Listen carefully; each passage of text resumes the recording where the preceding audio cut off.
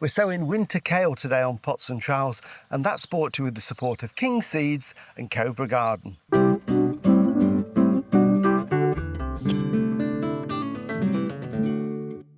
Hello and welcome to Pots and Trowels. Well, I'm in the veg garden today and here we are, middle of May. We've had some very warm and dry weather over the last couple of months, although today it's overcast and turned a bit cooler. I've had to actually go and put a jumper on. But things are going well despite the weather. I've been doing some watering to try and get them going. This bed here is the Brassica bed. So this is where we grow all the kales, the cabbages, the cauliflower, the flower sprouts that we enjoy all through the year.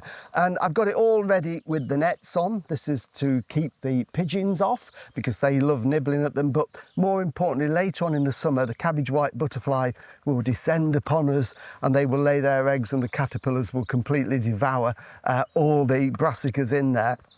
There's not a lot in it at the moment, as you can see. We've got the remains of the spring cabbage, so they were planted last autumn and we've been eating them through the spring. We've got 2 left, and then we've got some early summer cabbage which were sown really early this year. This is a lovely pointy variety, and they're going to be ready in a couple of weeks' time, which will then see us sort of through the summer months. They're really fast growing and tasty. Still time to sow them as well to get that succession.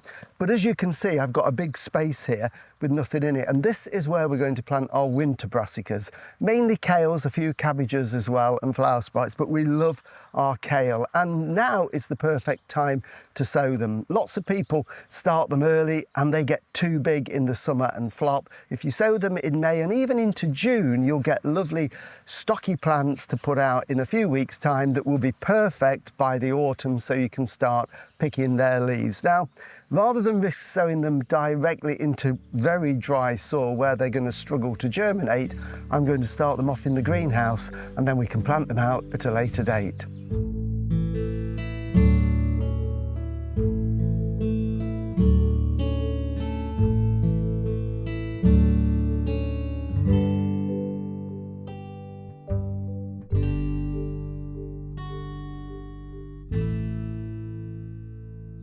When sowing any brassicas, I find it much easier to start them off in little cell trays. I find that way I can control the numbers that I want and they grow better without the pests attacking them outside. And when they're a strong plant, then they can go out into the garden. So I often use these small ones, but what I'm going to do today is use this one. This is a 20 cell tray like that. And I'm going to sow 2 different types of kales. Now, the 2 I'm going to sow are this one, the Italian kale Nero di Toscana, and this one, Oldham Boar. So this one is a traditional black Italian kale, really hardy. And as you can see, sowing time is May to June, so perfect for sowing at this time of the year.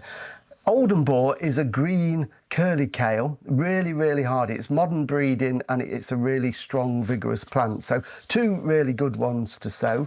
So I've got my tray and I've got my seed sowing compost here, nice and fine. As always, I break up the lumps in there. We want it to be fine to fill the cells. We don't want any big lumps. And then just pour that into the tray. Give it a good tap.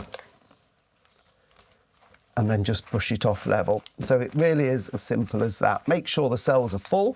We want all the plants to grow evenly.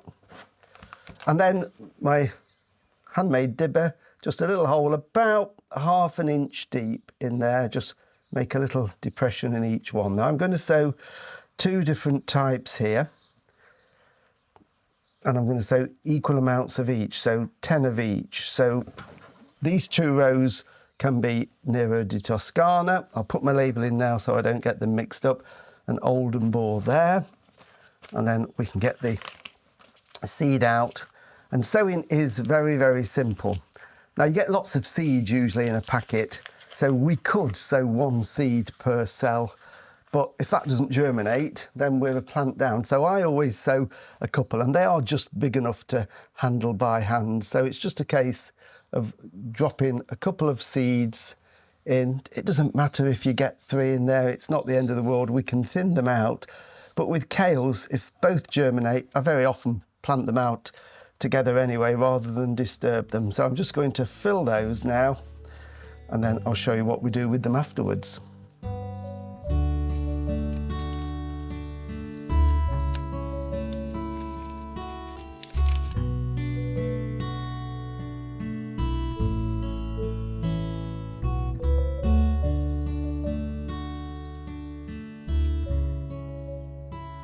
So that's both varieties sown, Oldenburg and Nero di Toscana. And then very simple, just a handful of compost on there, and then just literally rake it around with the palm of your hand like that, just to level it off. That covers the seeds with about that ½ an inch, 1 centimetre of compost, and give it a tap. So they're ready now to water. Now I'm going to get lots of plants here because I've already sown some more. I haven't mentioned it to Jill yet because she always tells me that I sow far too many seeds.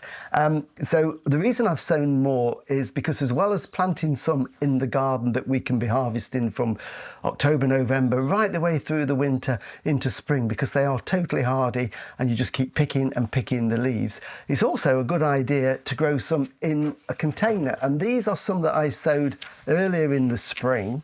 And when they were young plants, I just put them in one of these containers quite close together, so these won't get to their full size, which is normally about 60 centimetres tall. But even now, we can be picking these to use them in salads or stir fries all the way through the summer. So although it is technically a winter vegetable, we can enjoy kale pretty much 12 months of the year. And this is a great way to grow them if space is limited or you've only got a patio or balcony. So start them off, grow them this way, and you can still enjoy them. But these need watering now, so let's take them over to the bench, pop them on here. The great thing is, this time of the year, they don't need any heat at all. If you haven't got a greenhouse, just put them outside somewhere sheltered. And I'm just going to give them a drink. I've got a fine rose on the end of the watering can because we don't want to wash them out. So it's just water. Allow that water to soak down. Give it a couple of passes. We want it to get right down to the bottom of the cells, and just give those a little drink. And that is absolutely fine. And they will germinate at this time of the year quite quickly. Within a week, I'm hoping to see seedlings. Now, as I mentioned, it's overcast today, but if the weather does turn sunny, the surface of the compost will dry out quickly. It will be moist below, but we don't want to keep giving them lots and lots of water. Too much water is bad. It can rot them off. So just a little tip is, if you've got a bit of garden fleece, just get a piece of fleece and just drape that over them like that, and that will keep the sun off them, keep the compost that little bit cooler and shady, prevent it drying out too quickly. And every few days just have a little look, and as soon as they germinate you can take that off. But it just helps and aids the germination process. So perfect time now to get your kale seed sown so you can enjoy it later on in the season.